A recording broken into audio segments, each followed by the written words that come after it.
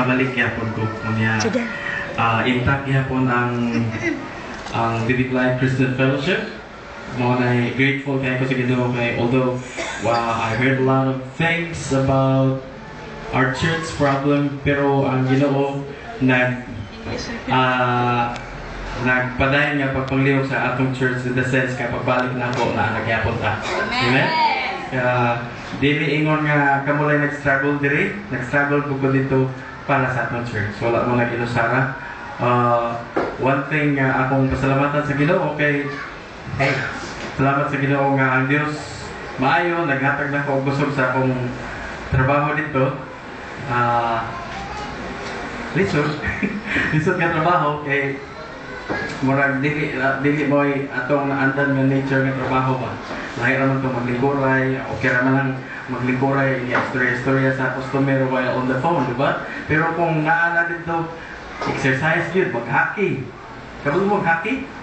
Yeah. Ako na, kasi ko kabalo sa ng hockey before. Papunta ka dito sa Calgary, naingon sila, yan ang kusaman, fan ka sa hockey? Yung ko, siya man na. Ako kabalo na, ang hockey days ka lang sa basta hockey. Is a sport. Yan ang number one sports sa Kuwan, sa Canada. Yeah. Karon, akong gipasalamatan sa Ginoo tungod kay gitagaan ko na busog nga magpadayon nga nag-last ko for 2 years. Kaya grasya ra po sa Ginoo nga makabalik pa. Kaya naghapo kong struggles dito kay labi na ang trabaho up until 2 a.m. Kaya sakit lawas, no? Sakit likod, dunya wala mo masahin nimo. Ang imong buhaton mo kanang naamay kanang posted dito sa akong kanang double deck. Ako nung ipagkita ko likod. Sunod kaya wag mo masahe. Pero kanang lahi ra gyud nga ikaw sa dito, although imong kauban mga kaila pod nimo, kauban sa church pero dili man ingon nga wadto ka dito ni magpumasahe, di ba? Kanang blessing lang nga ay kuan si Darby kaning massage chair nga mo masahe yung gigit sa imong tiilan hangtod sa imong likod pero wala dire sa tubangan niyo kung sa may atubatan mo kulog sa tab. Salamat gid Ginoo kay nakabalik ko karon, grateful kay ko niya pag in fact from Hong Kong to dire sa Cebu pag nakita na akong bukid sa Cebu haskilan maging na ko lipaya 2 years ago no. Lipay yun ko, nakakita na ko sa Marco Polo, ano ba, ano naman dyan niya, ano ba, kay, 2 weeks before sa akong flight, excited na kayo kung halos di ko katog. Tungod kay, kanila yung mga kamingaw, ano, no? Pero salamat nga ang Diyos nga, napigayon yun. One thing lang akong pasalamatan sa Ginoo was, ang akong I was supposed to be laying over in Hong Kong for 15 hours. Kanya, naitabo nga akong seatmate sa plane, twins, mga 63 years old. Nagkaman, mga historiador man tayo sila. Kanya, naitabo nga, na-istorya ko niya nga, you know what, I'll be staying in Hong Kong for 15 hours. I don't know what to do. Ingon na siya nga, well, we will be staying in the hotel, so why don't you come with us? Alam ko siya, nadodo ako pero kay nga nakapresko, sa unila ka. Pero, kinasikasin yun sila kay naging mo sa Ginoo ng Lord, nakampo ba ako ng mga kay naging-istorya ko ni Tatay Ben kung siya akong buhaton for 15 hours. Ingon siya nga, mato sa VIP lounge, sana ba, o nila po ito iban, para lang ma-accommodate ka. Pero, kanang the best ang gihatag sa Ginoo kay nga ka-check-in ko hotel kauban sa katong mga babae no mga tiguan. Tiguan na sila niya. Kaning privilege kaayo gyud kay naingon gyud ang katong usa sa mga tiguan isa sa mga babae nga kanang dili wa ka nag-expect no manaa ka din sa hotel karon no nag-go ka na ka sa airport na akong ging na nga tinuod niya. Ako sa ging na nga thankful ko sa Ginoo nga di-arrange nga nag-meet na nagkaman ng offer mo and blah blah blah. So salamat sa Ginoo kay originally lang na hotel nga gibook and room nga gibook was one bed. Or may double ba, queen size. And then, pagkahuman, tungod kay nakuyog ko nila, gi-cancel nila ang katong single bed, nag-rebook sila o kanang duha ka beds, good for two and good for one, on the same price. So, salamat talaga po sila sa Ginoo, o ako po nagpasalamat ko sa Ginoo kay privilege kayo nga nag-rebook sila o kanang room para lang extra nga bed nga ikahatag para nila ako. So, ang Diyos maayo yun. Maayo yun siya, di yun siya mupakyas. Although nag-una-una na ko daan while dito pa po sa Canada, unsaon na lang yun, ano ba. Pero although wala ko katulog og maayo sa hotel, pero the thing is, at least nakahigda-higda, no? Para inatiman pa, mura kong anak nila. No? Malang grateful kayo ko, dili na ko ito kalimtan. Although, nanghatag sila address, email addresses, na tungkol kay gusto man sila mag-keep padayon sa amang contacts or something.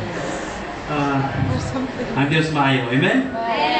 Aren't you grateful that God is good? Amen. Ito kasi nabot. Well, anyway, I'll be singing today. Morning akong kanta, akong singing ikanta dito sa Calgary. And I used to sing with this song with two other men, trio. Pero I'll be singing it alone. It's entitled What Faith Can Do. It's all about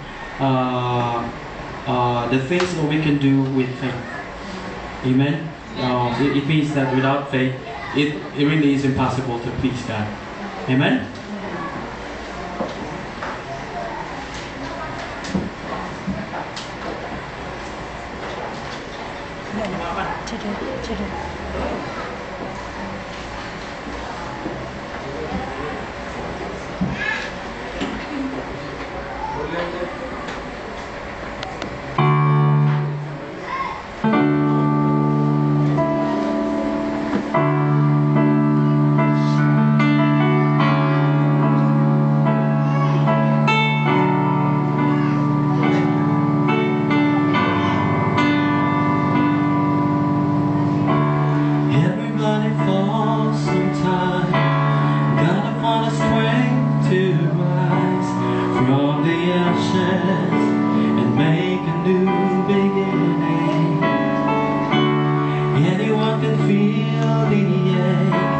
Think it's more than you can take, but you're stronger than you know. Don't you give up now, the sun will soon be shining. You gotta face the clouds to find a silver lining. I sing dreams to move the mountains, hold the dust and ever end, even when the sky is falling. I sing miracles just happen, silent prayers get answered, broken hearts become brand new. That's what faith can do.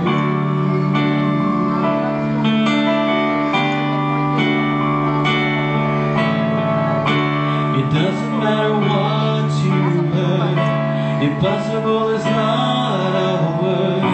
It's just a reason for someone not to try. Everybody's scared to death. You think it's more than you can take. Out on the water, it'll be alright. Life is so much more than what your eyes are seeing. You will find your way if you keep believing. I've seen dreams that move the mountains, hope that doesn't ever end, even when the sky is falling. I've seen miracles just happen, silent prayers get answered, broken hearts become brand new. That's what faith can do.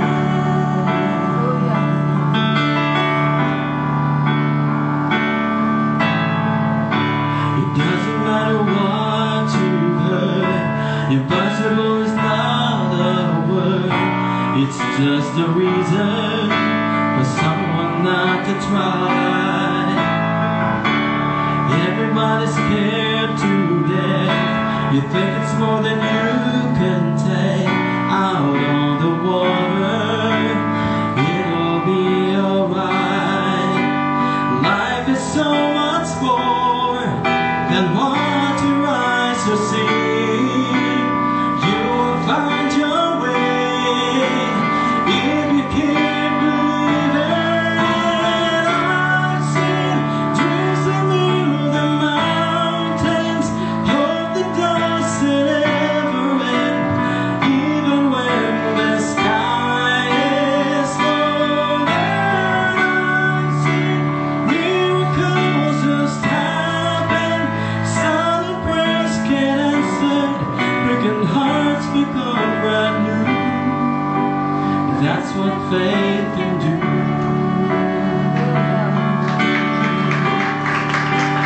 That's what faith can do. Amen.